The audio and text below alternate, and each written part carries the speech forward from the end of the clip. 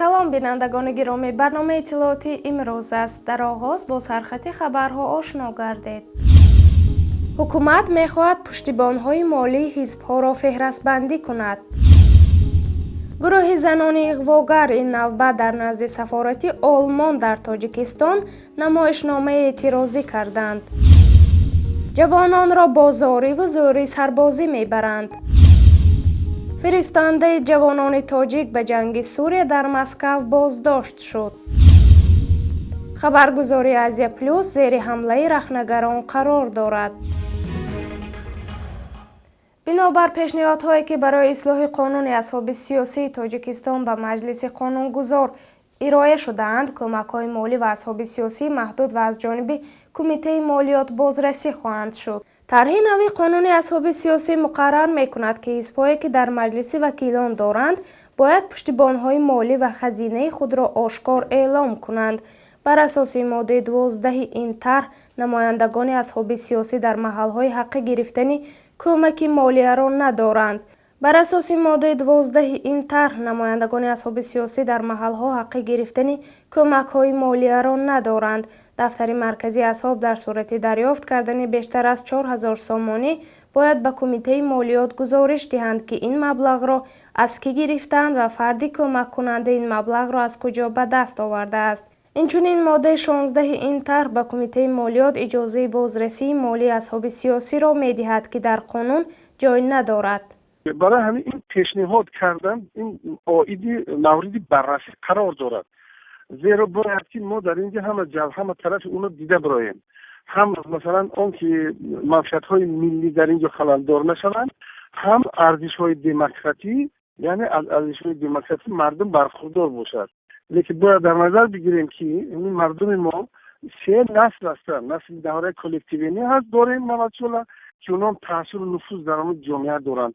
نسل دوران شوروی داریم که زیاده از اکثریت 90% زیایون، راهبران، فرماندهان حکومتی و دیگر نسل دوران شوروی است. و نسل جوان که مثلا ما نمیتونیم مثلا گفت که نسل جوان ما زیاده از اکثریت مثلا در ساختار راهبری دولتی کار میکنن. نه، برای اینکه نسل جوان دولت ما همگی خود ببینید تقریبا 18 سال اخیر آرامی ثبات آرام داریم.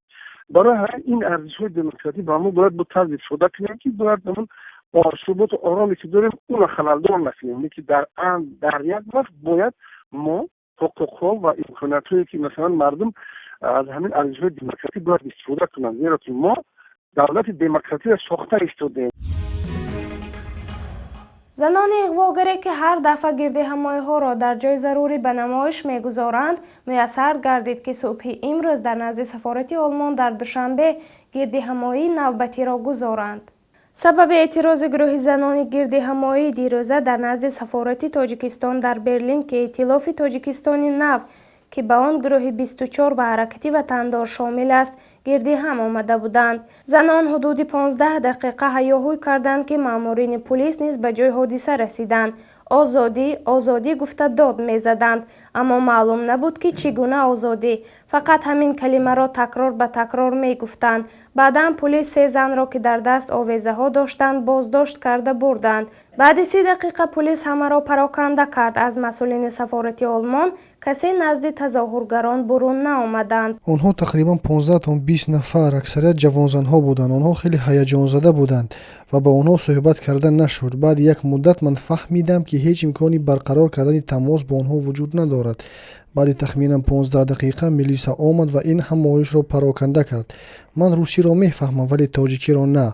ولی بعضی از همکاران زباندان ما گفتند که در پلاکت دست آنها گروه 24 برابر اکستریمیسم نوشته شده بود.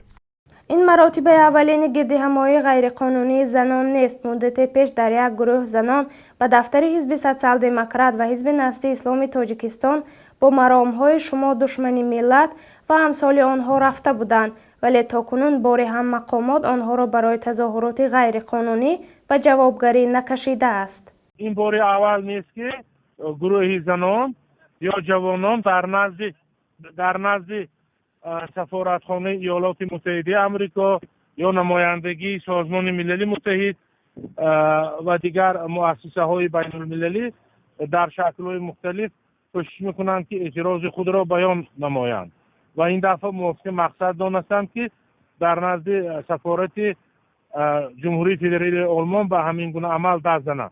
و اندیشه من در شرایط تاجیکستان بدون موافقت با مقامات حفظی حقوق چنین عملها را تطبیق کردن امکانیت ندارد.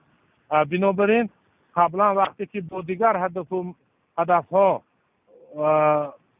جامعه شهروندی و حزب‌های مشخص و مقامات محلی حاکمیت دولتی برای گرفتن اجازه طبق ترتیب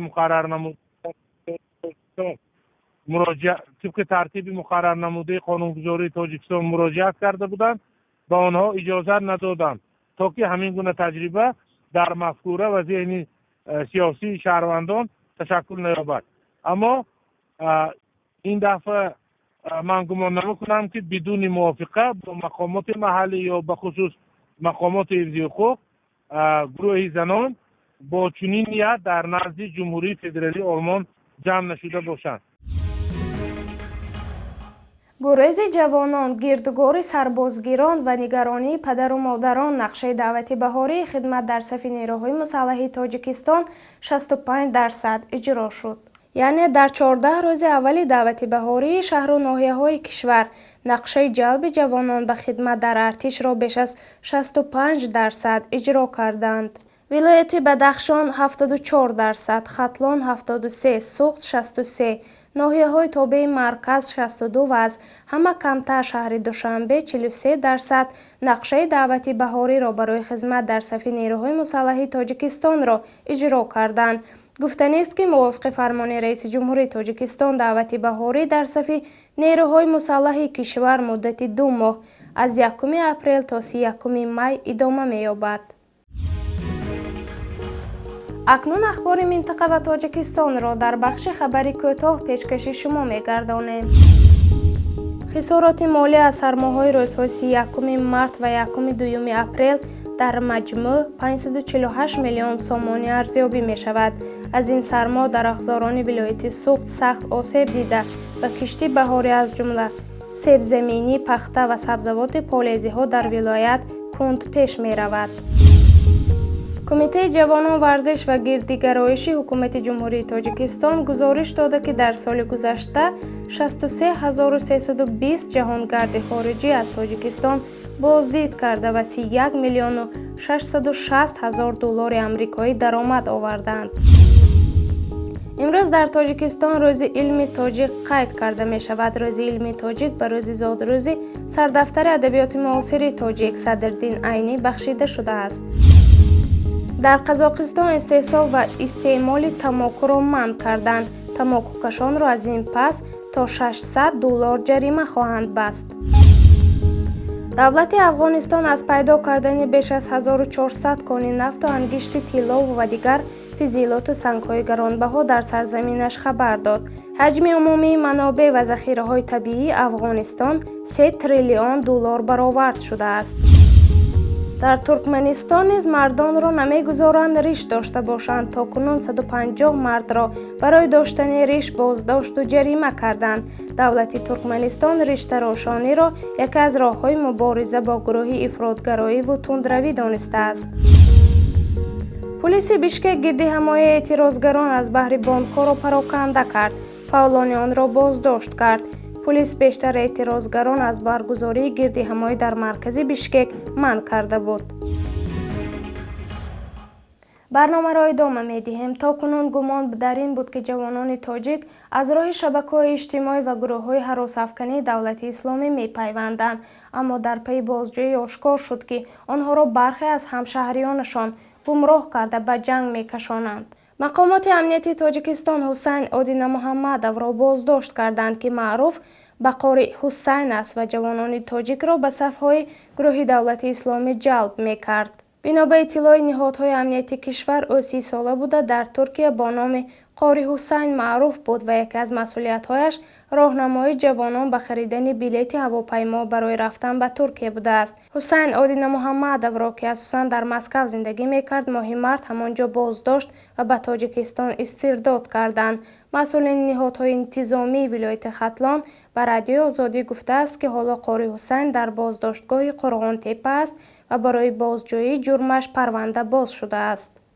جمهوری تاجیکستان به نزدیکی وارد کرده شد با سبب همین تحقیقات به جنگ‌های سوریه و ایدیل و حاضر این پرونده به خوان پرونده یکی از پرونده یکم است که با این جرم شهروندان رو به جوابداری میکشند.